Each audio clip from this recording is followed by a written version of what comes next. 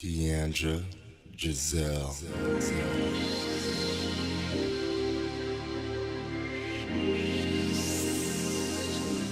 Hello, welcome back to my channel. I'm Deandra Giselle, hairstylist, makeup artist, and entrepreneur. Today I am going to talk to you guys on how you can build your clientele in just 4 easy steps. And I really hope you guys grab a paper and pen so that you guys can take in all this knowledge and become successful. Become the successful beauty entrepreneur that you are. All right, so here we go. So the first important step is you are your brand. What I mean by that is if you're a hairstylist or makeup artist and you never wear a stitch of makeup as a makeup artist, you never have your hair combed. If you say you're extension specialist, you never have any sort of extensions in your hair.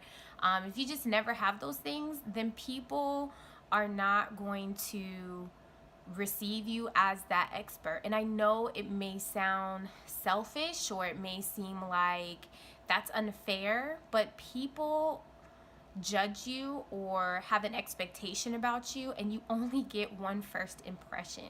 And so being a hairstylist for about 10 years now, being a makeup artist for I would say like 3 or 4 years now, I'm still a baby in the industry. However, what eases the nervousness of your client is when they come to the salon and they filling out their paperwork or whatever, they're waiting for you in the waiting room, and you come out and your hair is laid, your makeup is done, your outfit is put together, you have a style about you.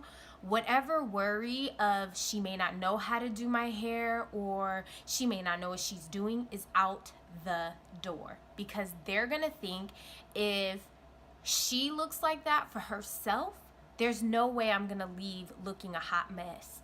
And that is the impression that they're gonna get. Studies show that the very thing, when people look at you, they've already decided several things about you.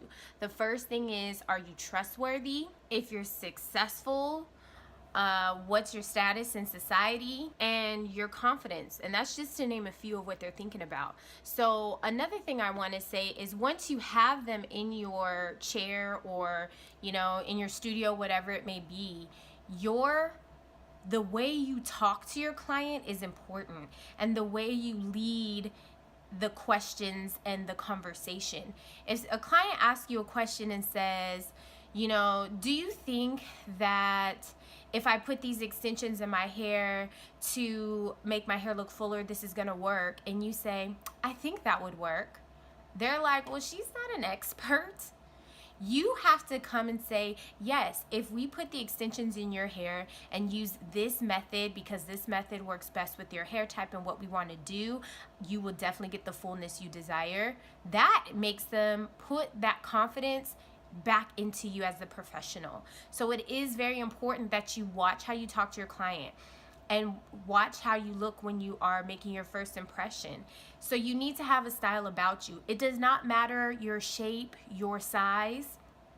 It doesn't matter male or female. You need to have a style about you. All right, that is key. So those things are important, but you are your brand. So make sure that you show yourself as your brand. When I first moved to California, I did not have any clientele. My sister lived here, but I really didn't know anybody. I didn't have like a makeshift clientele. I do feel like when you are working in the area where you're from, born and raised, you can build clientele a little bit quicker. But when you're in a place where it is oversaturated with hairstylists, it's a different area. They do hair differently. I was feeling like, how am I going to be different? Like, how am I going to show myself?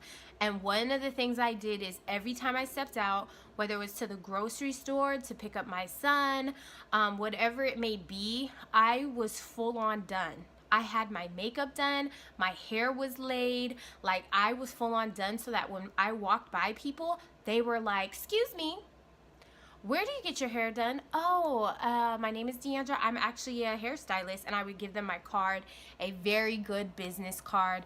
And that's how I slowly started building my clientele. And I'll show you other ways to build your clientele, but that is one way. You are your brand. Step 2, hit the pavement, okay? I know we are living in an era of social media, and posting your work on social media is definitely important.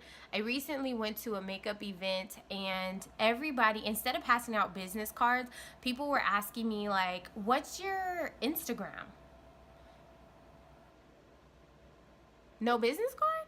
They wanted my Instagram. And that was different for me. Like I guess I hadn't been out in an event in a while because I've been really busy in salon and just really busy in general. So it was kind of weird that people were asking for my Instagram opposed to my business card. So I do believe that building up your social media and showing, your work on social media is important. However, the clients that are your bread and butter and that are going to come into your salon, come into your studio, book you for appointments, special events, whatever it may be, they're the ones that you've actually had in contact with, or they're a referral from word of mouth. Okay, so hit the pavement. One of the things that I did is I went to the mall, which is like, you can't be passing out your cards at the mall all willy-nilly. Like, you gotta like do it with some discretion. Like, you just can't go passing out your cards. So one of the things I did is I got my sister's friend Renita. Well, she's my friend as well, but we were like just getting to know each other and at the time, and I got Renita. I did her hair, I did her color that day, so I colored her hair brown, gave her blonde highlights, did her hairstyle, did her makeup, and we hit the pavement together in the mall. And I was walking up to people, and when I walk up to people, the first thing I do is I lead with a compliment. So you guys, be very careful with this. If I like someone's hair but I don't think it's styled appropriately, I do not lie and say, oh my god, I love your hair, here, let me give you my card. I mean, that doesn't even match. So for instance, what I would do is I would see someone, and if she had beautiful curly hair, maybe it's just on top of her head in a bun, messy, whatever, I would say, I love your hair texture. Your curls are so pretty. Your hair is so full and thick. I'm a hairstylist. I would love to show you how to really get your curls more defined and even style it up for you and show you how to do it, because your curls are so beautiful and your hair is so thick and I love it. Couple things that happens there. One, you paid them a compliment and you did not lie. Two, a lot of times what we see with our professional eye is something that they probably don't like. There's a curly hair movement that's going on now, but before there were women who didn't know what to do with their curly hair and they didn't like their curly hair. And what would happen is they put it in a bun, or they try to hide it, or they straightened it. So you paying them that compliment about how full their hair is, how beautiful, how curly it is, it already breaks down that guard, because sometimes as women, be honest, when a woman walks up to a woman, she's already on guard, right? So starting with that compliment first drops the guard and allows them to listen to you. I am not pushy. If they tell me they already have a hairstylist, I'll say, okay, well, it was so nice meeting you. If she's ever not available, here's my card. And if she's like, no, thank you, I'll be like, okay, you have a great day. But with my friend Renita with me, I was able to show them my real live work. So I would walk up to someone, pay them a compliment, and show them like, hey, this is Renita. I did her hair and I did her makeup. We did some highlights in there. We changed her base, this and that and this. And then they'd be like, can I feel your hair? And they would feel her hair and do all this. I did that one time with Renita. I did that with another friend of my sister's where I did a full sew-in. We walked around the mall. I let people feel inside her sew-in. They could see how flat it was. They could see, how the tracks were put in, how natural it looked, all of that. So I took a physical model with me when I was passing out my cards. That's one way when I hit the pavement. And then I do not pass my business card to every single person that walks my way. I would only pass out my business cards to people, targeted people. I go for the working woman who has a career, who needs her hair to look good, and she is not trying to waste her time on Saturdays on a hair wash day. That's my target audience. I also do natural hair, so women who are natural, I target them. I do extensions, so women that I feel like would benefit from having extensions, or I could tell that they may have extensions because it wasn't done right, I would target them. But again, I always lead with the compliment, and this is me hitting the pavement. And I have to be honest with you, when I led with the comment, when I had targeted people that I went and spoke to, or targeted people that I gave them my business card, those are the people that actually physically came and talked to me or came into the salon, even though it wasn't the next week or maybe not even that month. But I have to admit, looking back at my clientele, those people have come back to me and they've really stayed with me. Longevity, like it's hard for me to get new clients because those clients have stuck with me for that long. So it's all about quality and not quantity. When you're passing out your business cards, quality, not quantity. Is this a person that you truly want to do their hair? Is this a person that is really going to come see you? Is this a person that you feel comfortable doing their hair?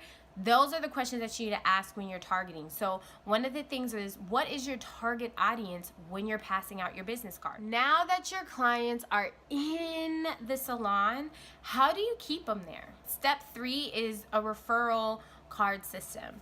So when you have referrals are the highest clients, those clients who may be watching this. Referring clients to your hairstylist or makeup artist is the highest form of a compliment. That means you love the work so much you're telling your friends and your family. So what I did is I actually bunched in like a, what is it called? Is it called coin envelope? So I got white coin envelopes, and I put a sticker on there that told them how the referral program went. And how the referral program went was, for every 3 people that physically came to me, they would get $10 off their service, right? So if I get the referral package and I tell my sister, my best friend, and my mom, and all 3 of those women come into the salon, book an appointment, say that Deandra, or they bring the referral card, say that Deandra referred them, then I get $10, $20, $30 off the next service. Or if they only got 2 people to come in, $20, 1 person $10, and the service was of $55 or more. So with the referral program, it really depends on what you want to do. But even if you don't do it that official and you just give them 3 of your business cards and say, hey, please let people know about me. I'm new to the area, building my clientele, yada, yada, yada. Guarantee that will help you get referral. Because guess what? Get referrals. Because guess what? Word of mouth gets you better clients than social media ever could. And I'm going to tell you why. Because if I go get my hair done and I'm raving about my hairstylist, and then I go and tell my sister or I tell my friend, they're already feeling more comfortable about going to see my hairstylist because they see the results, one, and they see how happy I am. Step 4 is going to be social media. Now, I'm not saying don't use social media. I'm just saying don't put all your eggs in one basket. Social media is important.